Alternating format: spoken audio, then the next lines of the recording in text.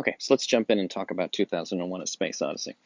Um, a lot of my students think something's broken right at the beginning because music plays for a couple of minutes when there's no picture, and they think the picture must be busted, but it's not. Um, it's a very bizarre way to start a film, and I bet you've never seen a film that started like that before. Um, it's a movie where, again, I said it's like art. So one of the first art things that it does is it creates a mood with just an instrumental prologue, just music. It's a little bit like a symphony tuning up. If you go to the symphony, the musicians will play some crazy notes just to kind of get the thing warmed up. And make sure everything is matching and all the tones are where you want them and the sounds are where you want them and everything, and then they play the symphony. The overture. Often musicals will have sort of a crazy medley of stuff right at the beginning, and then you go into the thing. So Kubrick immediately does that with his. Sorry, I'm getting bit by mosquitoes out here. Kubrick immediately does that with his piece because it's art. It establishes a tone, and the tone is this isn't just an action movie. This is a fancy movie. It's so fancy that you're going to sit in the dark and listen to music for a little while before you even see the MGM logo. We're just going to open it up like that. Um, the music also, it's some crazy music, and then eventually it resolves into like a church organ kind of thing, and that's combined with some space imagery, right? The planets all lined up in this big thing. So the first thing that happens is it's like a big cosmic prologue. It's the first one of the things you want to do with these movies is always ask the first and the last thing the director shows you. Why do they start a movie the way that they do? And why do they start it on the image they started on? And why do they end it on the image that they ended on? And normally you'd want to say, what's the first words and the last words in a movie? But in this movie, there are no words for the beginning stretch or the end stretch. So it creates a tone of cosmic bigness, right? The organ sounds like church. It's like, what kind of music is it? It's like church music. It's like you're watching something religious. And I have to say, watching this movie for me is like a religious experience. I know you probably think that's crazy, but that's what I think. It's like going to church for me.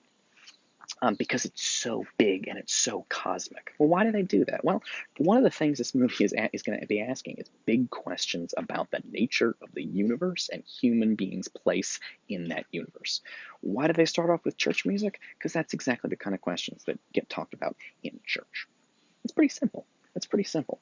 But you want to say something more detailed like that. A lot of my students go, "It's dramatic music for a dramatic moment," but it's true. But you can be more specific. It's churchy music because this movie is going to be asking cosmic questions about the creation of the universe and man's place in it, and it sounds like church because that's what you ask in church. That's the kind of thing that we're doing in class. Is look into details like that. Good. Okay. Cool. Um, then you don't have music for quite a stretch, and you get this lengthy section with no music, where the apes are sort of playing around and doing their thing, and you watch their story for a while. Hilariously, the first time I played this one on the first day of class, and I started at the beginning of class. But because it's the first day of class, students didn't know where the room was. So I had quite a few students. Well, I had like 3 or 4 students on the first day of class who came in late. They missed the prologue. They missed the title of the movie. They missed the organ music. They missed the planets. And I swear to God, they thought that they were watching a nature documentary because I didn't pause it. I didn't say anything. I just let the movie play. And when that big black box shows up, it's called the monolith. When that big black box shows up, they students were like, "What is happening?" And that it was such a great, like, that's how you want to feel. You want to really feel the chaos of it. Um, so the boy, I'm really getting bit by a lot of mosquitoes out here. Okay, well, I'll survive.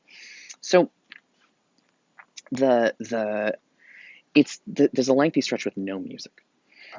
Music could make that more entertaining. I'm sure you've seen documentaries with animals. They love to put music in documentaries with animals. But Kubrick, the director of the movie, decides he doesn't want to do that. He has it playing in silence. Why? Because it feels more like a nature. It feels more like you're in, not like a nature documentary where they would definitely play music, but it feels more like real nature. It feels real, like you're actually watching these animals. Because if you were there in real life, you wouldn't be hearing fancy music or silly music. Um, so when you discuss music in a film, you're not just talking about why did they choose this song or why did they play this kind of music. You're also asking yourself questions like, why did they choose not to play music here? So it's a long stretch without music at all. Then the thing arrives. It's called the monolith. It's a black box, and it is this famously mysterious thing. And you get this kind of again, it's not complicated to say that that's creepy, eerie, strange music. Something's not supposed to be there. Fine. Um, and there's a great music cue coming up, because the next thing that happens is one of the monkeys is sort of thinking about that. Well, you see the monkey, and you see the box, and you see the kind of sun and moons and stuff kind of aligned over it, and the monkey's sitting there with the bones, and he starts kind of playing around with the bones.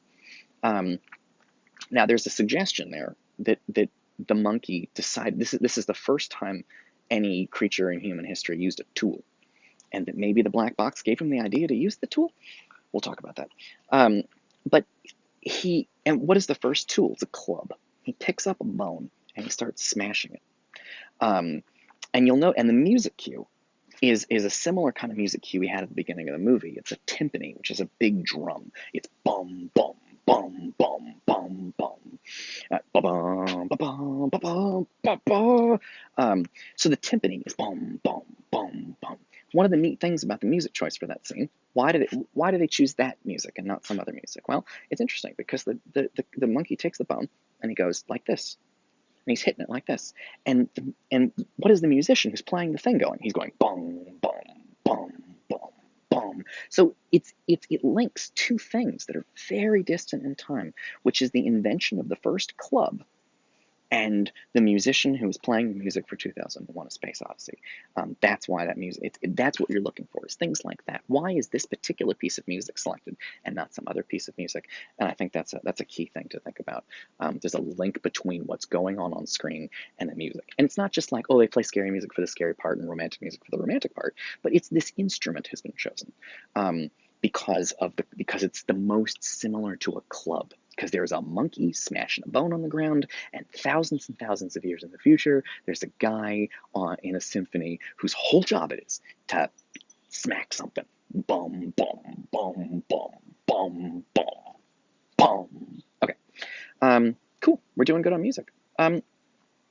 And we'll talk more about the edits and the cuts and the sections. I'll discuss more of the sort of structure of the movie and why do we jump in time and what's going on. Toward the end of this, we'll get to like what the fuck is going on in the movie. I just want to talk about some little things first on our way there. We've had church music, we've had the E, and we've had the bum, bum, bum, bum. When we jump in the future, we get a very different kind of music. We get stately music. We get fancy music. It's a waltz. Bum ba da da da, ba ba ba ba ba ba da da da, ba ba ba ba. I'm not very good at this. You get a waltz. It's a kind of music that's used for sort of fancy people dancing. It's pretty. It's controlled. It's not crazy.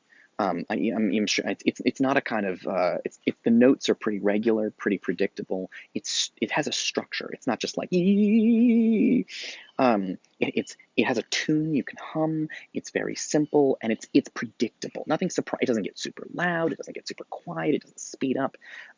It's a stately, beautiful waltz, and it's designed to be predictable because the whole point of it is to dance with a person to it. Dancing is something we used to do in the pre-COVID days. So you dance like this, and you do the moves, and you're holding somebody, and you move. So it's designed to dance to and be regular. But it's surprising in a science fiction movie. Usually in a science fiction movie, you expect to get cool space music or something. And instead, we get like rich people dance music from hundreds of years ago. And one question is why? Why all of this music? And the answer is not super complicated, but it's because the ships, it's a metaphor. The ships docking with each other is a thing of beauty, like a dance. So it's a metaphor. Human beings dancing, or they're controlling their positions, they're controlling their movements, they're staying the right distance away from each other, they're moving together as a unit. Similarly, a docking spaceship has to be in tune with the thing it's docking with, and so otherwise it's going to crash or it's going to fly off or something. And so it suggests the control needed for that, and it basically, like, the ships coming together in space is like people coming together in a dance, and it's beautiful, and it's controlled, and it's predictable and regular, but also lovely. Okay, I'll pick up in the next next video.